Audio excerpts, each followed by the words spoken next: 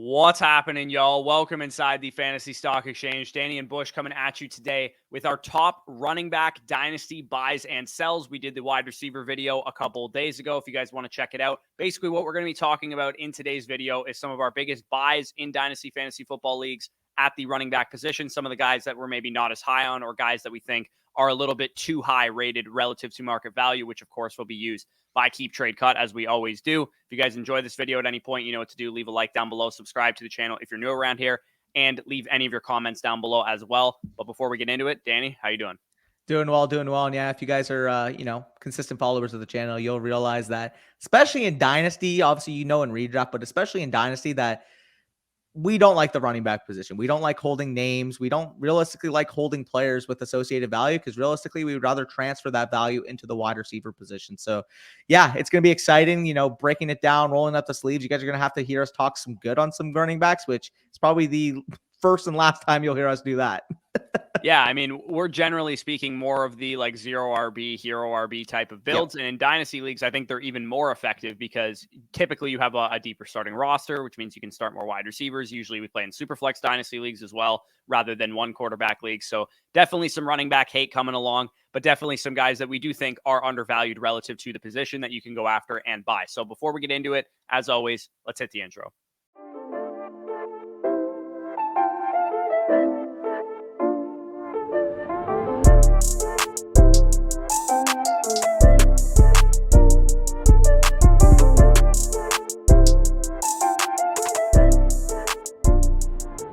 Okay, so our general philosophy, as you guys know, is not typically to invest heavily in the running back position, hold and roster 4 or 5 great running backs. What we usually like doing is getting a couple guys that are value insulated, and there's very, very few of them in dynasty leagues.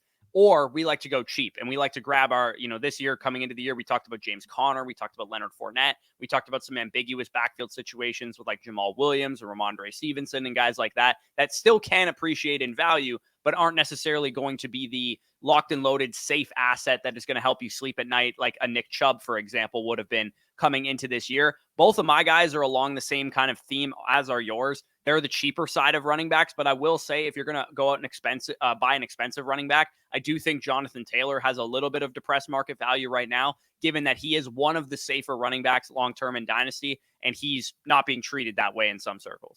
I am glad you mentioned that, because you'll actually see what one of my sells, and a sell that might be, pretty interesting to a lot of people, obviously understanding the running back scene. And I mentioned Jonathan Taylor in it. So I'm not going to give any spoilers yet. You guys will see later in the video, but I'll let you start it off with your first buy here, Corey. Take it away with Antonio Gibson.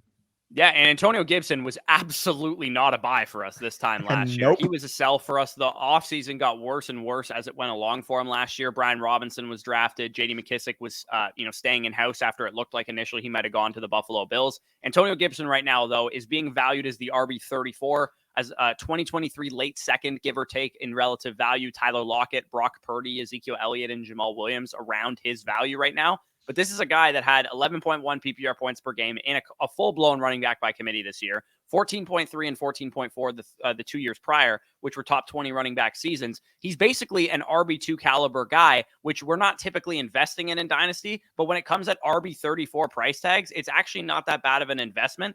Obviously, we don't necessarily want to invest in these guys right now because there's still plenty that can happen before the season actually takes place. But this is one of those guys that I do think the offseason could shake out in his favor. He's still the same 230-pound, 4.3 speed guy that we were all excited about a couple years ago. He's had a couple years to learn the running back position, as we've kind of talked about in the past. Foot, toe, shin injuries have kind of limited him all on and off all 3 of the seasons he's been in the NFL.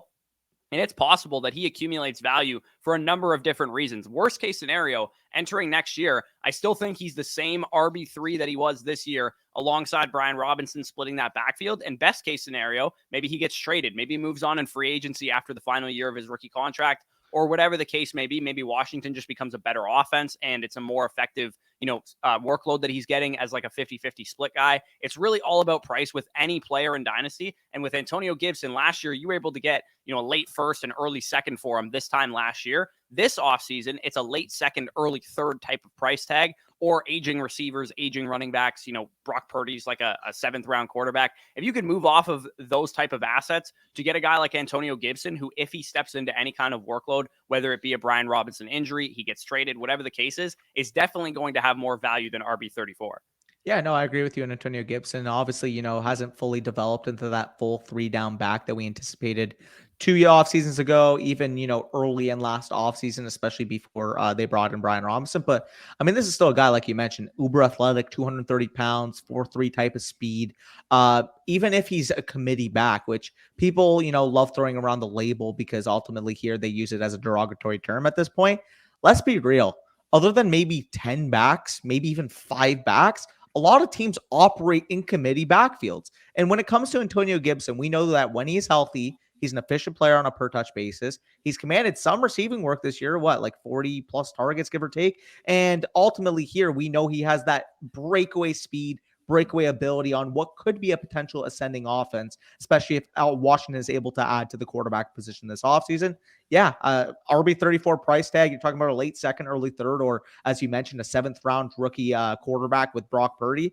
Sign me up. I'll take a stab on Antonio Gibson anytime at that price. Another running back I will take a stab on, and oddly enough, was actually in the same draft class as Antonio Gibson. It's going to be A.J. Dillon, running back 22, the most expensive running back of the video, which kind of goes to show you exactly our thoughts on the position in Dynasty. We love these bargain bin type of prices. RB22, equivalent value to guys like, Miles Sanders, free agent, Rachaad White, still behind Leonard Fournette on a descending situation with Tampa Bay. Dalvin Cook, I mean, do I have to say anything negative on Dalvin Cook if you've been watching this channel? And then finally, 2023 early second. And the reason why I'm in on A.J. Dillon is that the big elephant in the room, obviously, is with Aaron Jones being an unrestricted free agent this offseason. 27-year-old running back will most likely walk away from Green Bay. It basically seems like all of the key contributors from this year and last year's Green Bay teams are set to walk. Aaron Rodgers set to retire. Allen Lazard not really sounding like he wants to come back to Green Bay. I can't see a 27-year-old running back at the end of his prime signing to a potential rebuild situation. What does that leave for A.J. Dillon, 24-year-old running back entering his 4th year? We just saw last year on 229 opportunities operating in this committee, he was the running back 26 in fantasy football. You're getting a young running back, potential opportunity available with Aaron Jones gone, and a very, very good run scheme under Matt LaFleur with the Green Bay Packers. I really wouldn't be shocked that once Jones inevitably leaves the situation, you have a nice little pocket, nice little window to potentially move on from Dillon, where if he leaves and A.J. Dillon, is getting hyped from fantasy community, everybody's propping him up as the Green Bay running back 1, that, early to mid-second, or that Miles Sanders, Rachaad White, Dalvin Cook that you paid for him could potentially net you future first-level capital, maybe a 2024 first if you attach a mid-second this year to A.J. Dillon, could be on the table for you, especially when A.J. Dillon gets that opportunity. And we know how the market evolves. We know how the market reacts to these type of situations. Old running back leaves, young running back, more opportunity. Everybody wants to go out and buy. If you're really a fruitful thinker, if you can think ahead, you're going to be able to spot that opportunity right now and be able to capitalize when he rises to maybe RB16, RB14 in dynasty value this time in May. Yeah, A.J. Dillon's a pretty easy case of like day trading almost. Like if you were a stock trader and you bought a stock now expecting it to go up in value a couple months from now, that's exactly what A.J. Dillon represents. You don't even necessarily need to hold on to A.J. Dillon until the season begins. It could just be a quick profit that you make. You profit 7 or 8 rookie picks worth of value. You get him for a mid-second, you sell him for a late first or something like that. Definitely makes a lot of sense. I think there's not really much I can add about A.J. Dillon. He's been productive. We know he's a good player, and he could have a big workload. If Aaron Jones is gone next year, and you called him a 27-year-old running back, he'll be nearly 29 before the season starts next year. He's already actually 28 years old. So there's a possibility that if he's gone, A.J. Dillon is like a 3rd-round redraft pick. And if he's a 3rd-round redraft pick, people are going to be willing to pay late first round or mid first round in 2024 type of capital for him. So I definitely agree with that take. Elijah Mitchell, RB37, is the next buy for me. Again, another bargain bin type of running back that you can acquire for a 2024 late second, according to Keep Trade Cut. Devin Singletary, Desmond Ridder, Chase Claypool, Alex Madison. Almost the exact same case that I made for Antonio Gibson can kind of be made for Elijah Mitchell, who also this time last year, we were absolutely selling Elijah Mitchell because he was going for like late first, mid first, sometimes type of price tags. He screams to me as if you guys have a contending roster, or maybe if you have a team that you're trying to flip from a rebuilder to a contender this year, he's like a great RB 3 to 5 to have for your team. He's going to be a very popular 0 RB and hero RB target in redraft leagues next year. Top 15 running back as a rookie, 15 points per game in 2021. Last time we saw him get a full workload. He was very banged up this year, but he did show in spurts that he's still the same player. Had a 2-touchdown game in week 18 to kind of showcase that as well. And a lot of things broke wrong for him. The 49ers trade for Christian McCaffrey. We know that Elijah Mitchell kind of can't be trusted to be the full-time bell cow for this team by Kyle Shanahan. But would it shock any of us really if Elijah Mitchell is next year's Jamal Williams and he has, 10 plus rushing touchdowns on one of the better offenses in the league? He's going to have a standalone role behind Christian McCaffrey, playing behind a guy who's been banged up, who's going to be 27 years old next year. And at the very least, he's going to have like Kareem Hunt, AJ Dillon, Tony Pollard type of appeal from a redraft perspective. So if you're telling me that I can get him for a late second right now, we know the chaos of the NFL season is very, very, evident. He's just 24 years old. We know he's a good running back. He's playing behind a guy that's dealt with injuries in the past. Holding him for a contending team or a rebuilder, you can reap the benefits either by putting him in your lineup for a contending team or by selling him during the season next year. I think he's a good buy right now as somebody that's kind of just like buried on the depth chart, but we know he's a good running back. Yeah, and I mean, you can make the case it's a similar, potential flip idea with AJ Dillon. You guys are going to be watching this on January 11th, right prior to the wildcard weekend. In wildcard weekend, if Elijah Mitchell goes out there and has 10 to 15 opportunities per game, maybe it isn't that full workhorse role for Christian McCaffrey this offseason, this postseason. You can buy him right now, RB37 price tag, late second round pick. I can tell you, if Elijah Mitchell at all chips into that Christian McCaffrey workload this postseason, people enter the offseason, wondering exactly what the role is. It going to be a workhorse role, or is it going to be a majority Alvin Kamara level role for Christian McCaffrey? All that is going to do is give you an appreciation, is going to give you an accrual of value when it comes to Elijah Mitchell. Because realistically, if he takes work from Christian McCaffrey this postseason, that RB37 instantly becomes the RB27. Yeah, realistically, what's the difference next year in Elijah Mitchell, his outlook next year versus like a Kareem Hunt's outlook this year? It's a handcuff with standalone value, just like a Kareem Hunt, just like a Tony Pollard, potentially just like a AJ Dillon. So definitely makes a ton of sense there. I think Elijah Mitchell at RB37. I mean, you're not paying a ton for him. It's a really big fall from grace from where he was at this time last year when he was being valued as like a top 12 to 15 dynasty running back. This is why we're kind of very much on the side of we buy players at value, we sell players when they're overvalued. We don't necessarily love or hate certain players, just that certain players are overvalued and certain players are undervalued.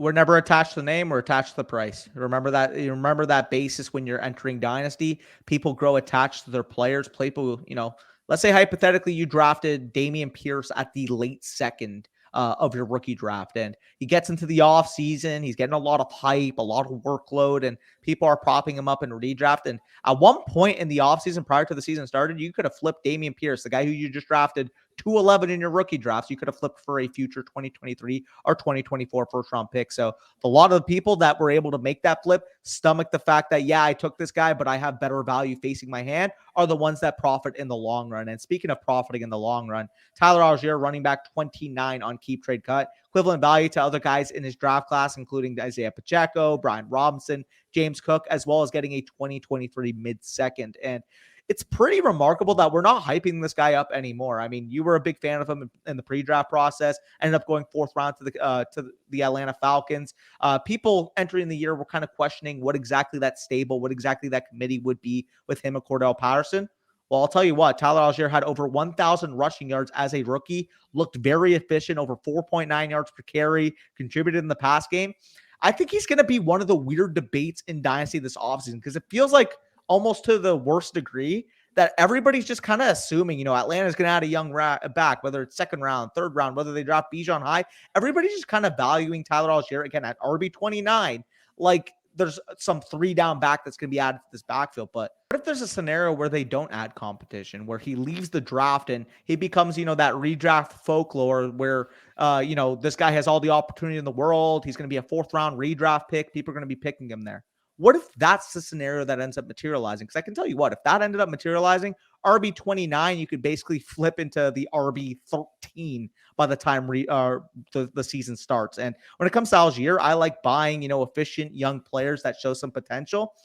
He's shown just as much. He's the same type of bet as Dameon Pierce. Literally, if you compare their seasons side by side, you're looking at almost the exact same season. The difference? Dameon Pierce is currently Keep Trade Cuts running back 18. Tyler Allgeier's running back 29. If you're looking for that cheap dart throw, a year 2 young ascending running back, that's somebody you can maybe flip.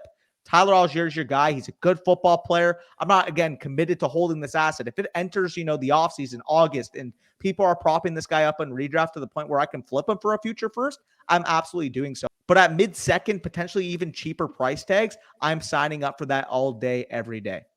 Yeah, and again, I mean, back-to-back guys that I was very high on. Elijah Mitchell, the year he came out. Tyler Allgeier, the year he came out. If Tyler Allgeier was being valued as a late 2023 first type of value, I would absolutely be telling you to sell him right now. Yes. But given that you can get him for a late 2023 second in some cases, then it's a fine buy. Like his value, in my opinion, should be about an early 2023 second, early to mid. And the fact that he's going a little bit lower than that when he could have been going much higher than that, given the fact that he was a 1,000-yard rusher this year, and it's not a guarantee, like you said, that they do add somebody. They absolutely could add somebody, but it's being priced as if they already have done it, basically. So that's definitely what makes Tyler Allgeier a pretty decent buy. So those are the main buys for us at the running back position. Again, they're very cheap. We're not buying, expensive running backs out here because a lot can happen from now until the beginning of the season. You do not have to fill out your starting lineup until September, the week 1 of September in the middle of the month. Like, you do not need to worry about who's your starting running back this time next year. Even if you're a contending roster, you have plenty of time to figure that out. There's going to be value pockets for a number of different running backs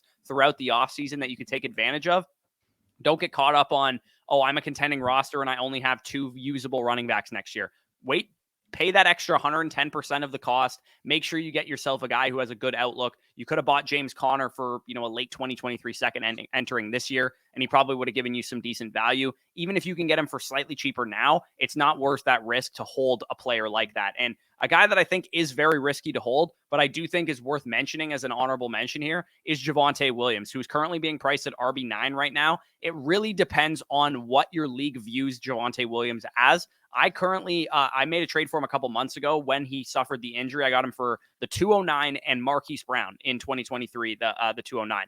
So in that sense, I think Javonte Williams kind of came at a bit of a value. I'm not in a winning window right now. If he enters training camp and he's on the PUP list and he, misses the first 6 games of the season, he's probably going to maybe even lose a little bit of value, if not keep his value similar. But at the same time, if you're not a contending team and you can hold and keep him on your roster, then there's a chance that come, week 10 of next year, he's back on the field and he's playing like he did in his rookie season and in the brief stint that we saw of him this year. And then, entering his 4th NFL season, he's a guy that everybody's drafting in the, early 2nd round or something, just like we were with Dalvin Cook coming 2 years off of his torn ACL. So I definitely think Javonte Williams, depending on the price tag, is definitely worth sending out some offers for. If you can get him for an early to mid second, I'm fine with it. Don't send any mid firsts or anything for him. Don't go crazy. But I definitely think gauge the price of the Javonte Williams manager in your league, especially if they're a competitive team and they just happen to lose Javonte Williams. They might be more inclined to move off of him as opposed to like a rebuilding team that lost him. Yeah, no, I definitely agree with your take over there on Javonte Williams. One of the cheaper young running backs. And it kind of ties right into my guy because realistically, we're talking about 2 young, explosive, talented running backs, both coming off of torn ACLs. Yet you mentioned Javonte Williams is the running back 9 in keep trade cut value. Breece Hall is my main sell. He's still listed as the running back 1 on keep trade cut, equivalent value to that of a guy like Jonathan Taylor and an early 2023 first. Listen, I love Breece Hall, the player. Everything that we could have possibly imagined from the on-field product this year, he delivered. He looked great, receiving ability, explosive plays in the running game. Really, really, good addition to that Jets offense, and an offense that really looked like one of the most ascending offenses in the NFL. And then he tore his ACL. You cannot put a straight face on and tell me that after shredding his knee last year, you can still value him as the running back 1 in Dynasty and as a top 15 overall asset and market value. I won't even get to the wide receivers because, if I were to label some equivalent market value wide receivers, I could probably list 10 plus guys that I would rather have than Breece Hall right now. But just from a running back perspective, let's look at JT. We know he's an elite running back. We know he's not dealing with injury issues. We know he's still young. If I have the opportunity to flip for JT in any given instance, again, keep in mind, this is if you can't flip for the 103, 104 plus. Obviously, if you can get the 101, 102, 103, or 104, I'm flipping Breece Hall in a heartbeat because of the quarterback equity and because of one Bijan Robinson. So if you can make that flip, I'm doing that for sure. But let's just say that's off the table. You can't trade for future capital. And you could flip right now for JT, who's currently valued lower than him, who's currently slated to start week 1 next year, who's currently slated to have a young ascending rookie quarterback added to this Colts team. Sign me the heck up. I just want to keep liquid alternatives over Breece Hall right now. Because if you have Breece Hall, there's not a lot that you can do with him, man. There really isn't. Everybody knows he's coming back from injury. Realistically, your only value pocket's going to come maybe week 7, week 8 this year, when instead you can take equivalent market prices right now, like JT, like the first round picks, and be able to flip it into more, whether that's you want to target an elite quarterback, whether you want to trade up to Justin Jefferson. Because I can tell you right now, the other manager is going to want those pieces way more than a banged up Breece Hall at this current juncture of the offseason. Yeah, exactly. It's, again, really all about risk mitigation, and Breece Hall carries a lot of risk to lose value. And that's what we're focused on when you hold a guy at RB1 overall price tags, who we know almost certainly is going to move down from that. Even, setting aside the fact that the second Bijan is in the NFL, he's going to be the RB1. If we just say Breece Hall's RB2, tentatively right now, he's definitely going to go down in value when we come to training camp and he's not ready, or we get into preseason games, he doesn't look the same, or, whatever the case is. We saw what happened with J.K. Dobbins this past year. The same thing, maybe not to that high of a degree because Breece Hall was so highly decorated coming out of school, but I still see a similar range of outcomes happening for him. It took down a guy like Saquon Barkley. Like, that's what we got to remember. Saquon Barkley's dynasty value was in the shitter this time last year because of that first year coming off of the torn ACL. Like we can't disregard that. We know it to be true that running backs don't do well coming off of ACL tears, and Breece Hall probably will be no different. And even if he does, he must be a freak of nature. If he comes back and he looks exactly the same as he did his rookie season, that is something that I just do not see as a likely scenario. Only like Adrian Peterson and Jamal Charles have had RB1 seasons coming off of torn ACLs, and those were like 10 plus years ago, and those guys are definitely a Hall of Famer in one of them and a borderline Hall of Famer in the other. Yep. No, fully agree. You took the words out of my mouth. Breece Hall, running back 1. If he was like the RB6, RB5, maybe at that point I would consider it. But RB1, there's just way too much value in the market for you to be able to hold at that price tag.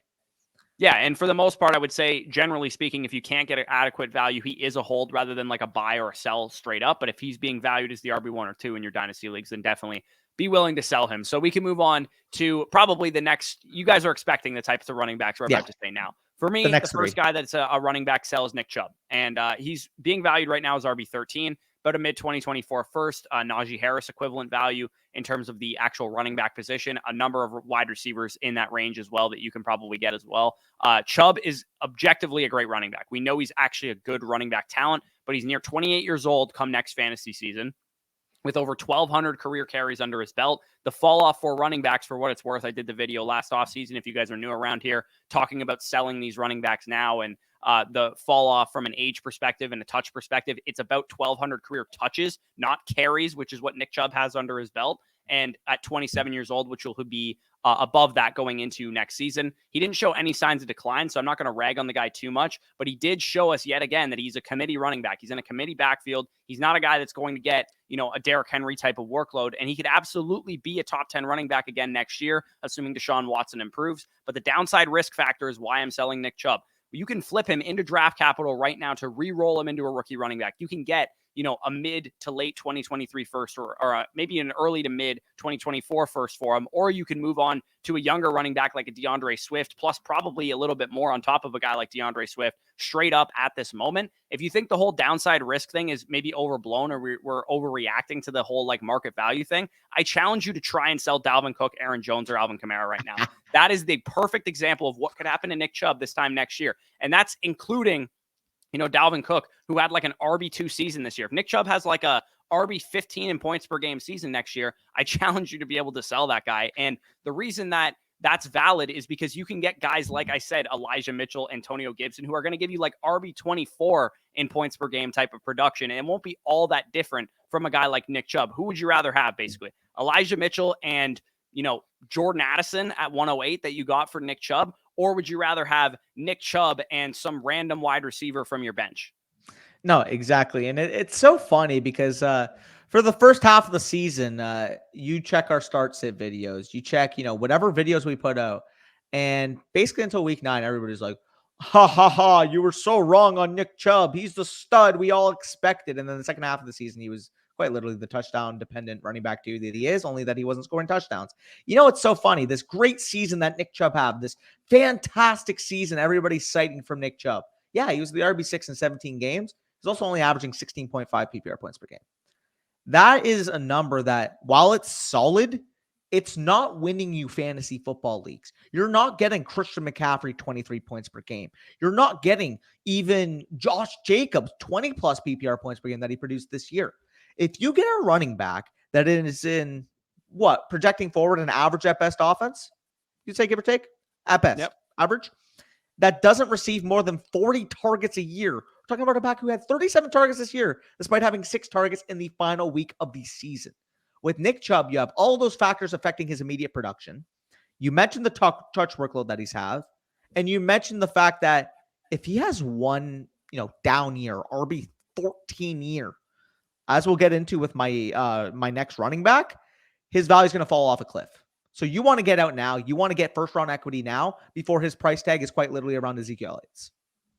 Yeah, exactly. Again, even if you're a contending team, see what you can get for Nick Chubb. See if you can re-roll him into a rookie running back. See if you can re-roll him into a younger running back, like potentially J.K. Dobbins in a second or something like that. You could grab a guy like J.K. Dobbins who's on the up, second year, coming off the torn ACL. In the second round, you could probably still get like a Tank Bigsby to help add some running back depth to your team.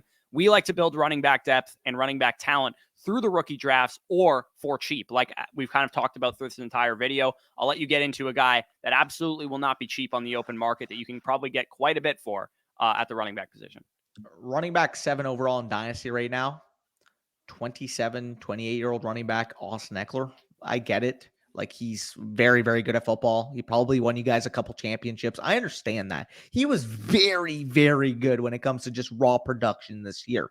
However, at equivalent value of an early 2024 first, mid 2023 first, or as you mentioned earlier with Javonte Williams, he's leaving my team. Like, I'm packing him up, I'm taping the box, and I'm hand delivering him to you. Because realistically, I will get into, look at the value of these top old running backs last year compared to this year. And let's look at it. Joe Mixon on Keep Trade Cut alone dropped nearly 1,300 points in value. Dalvin Cook, almost 1,600 points in value. Alvin Kamara, basically 40% of his value out the drain. Derrick Henry, nearly a fourth of his value, 25% of his value out the drain. And then finally, Ezekiel Elliott, if he didn't already lose enough value going into the year, he just so happened to lose another third of his value. I get it. Austin Ekeler is at the top of the world. I understand that. But he has no path to accrue in value. And ultimately, as we've seen with these older backs, if he has 1 year where, again, he's not a top 3, he's not a top 5 overall running back, he's maybe the RB9, his value is dropping off a cliff. And holding a future dead asset now, when you have the opportunity to flip for the value that you can, is basically the definition of being mid for the rest of your dynasty career. If you're not able to spot these pockets of potential get-outs, because again, Austin Ekeler is a hazard. I get it. He's so much fun to watch. He's a great player. If you want shares, get him in DFS. Get him in redraft. Do not take him in Dynasty Fantasy Football, because if you can flip for first-round equity right now, when realistically the most likely outcome is that he's an early second in value this time next year, you'd be foolish not to. Yeah, and I get it. If you want to, have Austin Ekeler on your team because you're going back-to-back, maybe you won your championship this year and you're trying to go back-to-back next year, that's cool, but it doesn't mean you shouldn't still explore these potential trade opportunities because, like Danny said, unless you win your championship next year, it's really going to hurt your long-term dynasty future holding a guy like Austin Ekeler because he's almost certain to go down at least 20 to 30% in value this time next year. And you named some guys, Derrick Henry, who was the RB4 in fantasy this year, Joe Mixon, who was the RB8 in points per game this year. Like, we're talking about guys that weren't bad. Dalvin Cook, who, despite some of his struggles, still gave you good weeks. He was a top 12 running back in points per game still.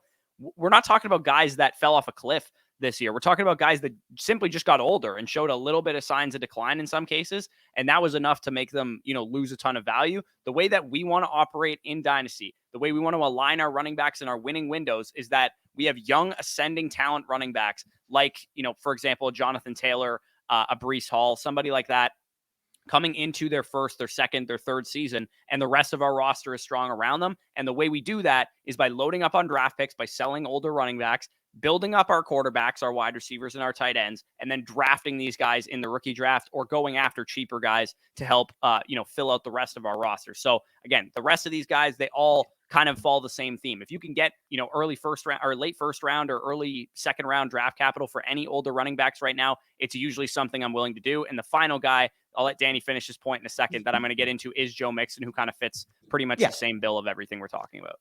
Yeah, and I will quickly add in the reason why we do this. People wonder, well, don't you just want to score the most points at the end of the day? Well, in the long term, the way I score the most points is by building at positions that have long-term value. We're talking about elite players at positions like quarterback, 10 plus years of prime experience there. Wide receivers don't fall off a cliff similar to running backs. Their age is usually about 31, 32 where they fall off. Running backs, as you mentioned, closer to 27, 28. So if we're building this way and we're still getting elite positional players at their, wide receiver, quarterback, or even tight end spots, well, then, like you mentioned, we want to manage our opportunity cost. We're still getting great additions at running back. We're just doing it in a much cheaper way than a lot of people are, holding these assets like Austin Ekeler, holding these assets like Joe Mixon, like you'll get into, which I'll let you right now. Yeah, Joe Mixon, RB15 right now, just after Nick Chubb in terms of value. Mid-2024 first right now is something that you can get for Joe Mixon. Michael Pittman Jr., DJ Moore, Brandon Ayuk at wide receiver. The same exact rationale applies. He's going to be a 27-year-old running back, 27 and a half, give or take, next year. 13.2 PPR points per game is what he scored actually this year, because he had a 55-point performance that really, really elevated the rest of his season. If you guys had Joe Mixon, he was fine for outside of that big game that he had against the Jags, but the rest of the time he was just like RB2 high-end type of production. 1,600 career touches under his belt, 1,300 of those carries. The downside risk, again, is very, very high with holding a guy like Joe Mixon. Again, just last year, people were valuing this guy as a top 5 dynasty running back because he had like a 17 touchdown season.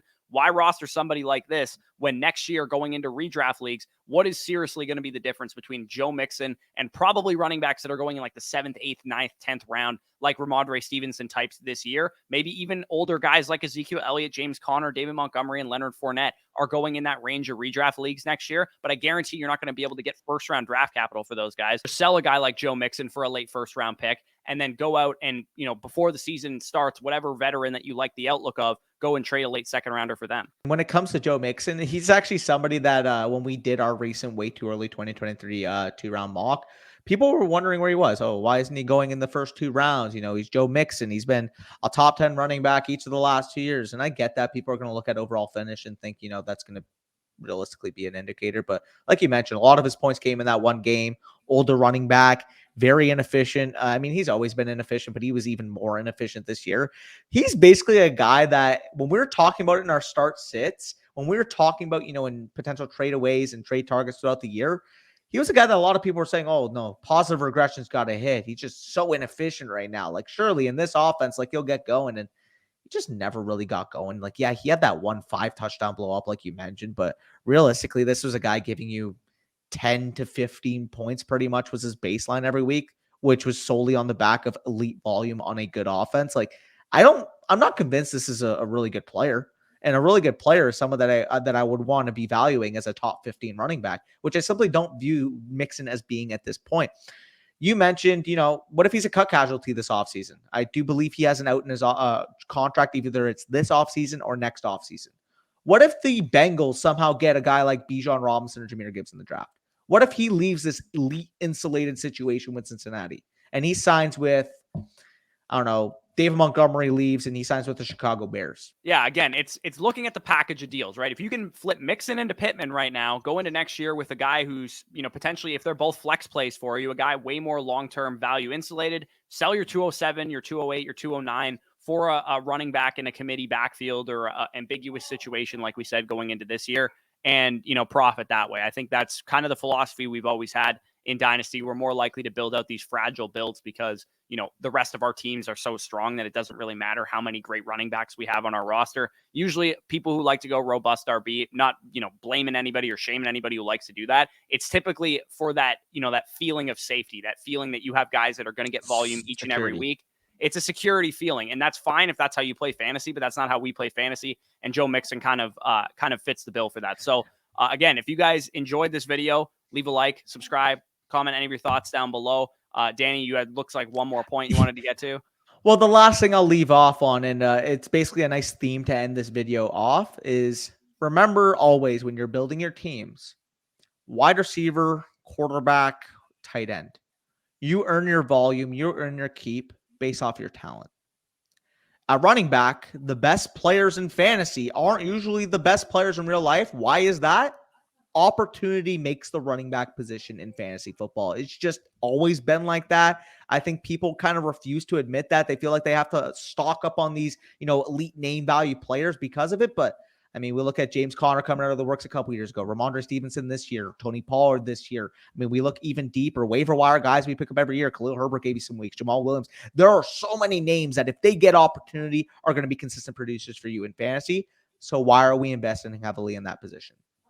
Yeah, exactly. They're like the definition of the penny stocks of fantasy football. So that's how we kind of view things. Again, leave a like down below. Comment probably that we hate running backs and that we hate everybody who's over the age of 26. Probably true, but you guys probably expected this coming into this video. I don't think you guys clicked onto this video expecting us to say a lot of nice things about older running backs if you've been following the channel for a very long time. So again, check out our Patreon if you guys want more Dynasty content. Check out the wide receiver buys and sells where we're a lot more positive on Mondays. And make sure to stay tuned for quarterbacks and tight ends. That'll be coming tomorrow. And check out the Dynasty rookie mock draft we did with landing spots yesterday. So definitely check all that stuff out. That being said, peace out. And we'll talk to you soon. Wire me the money.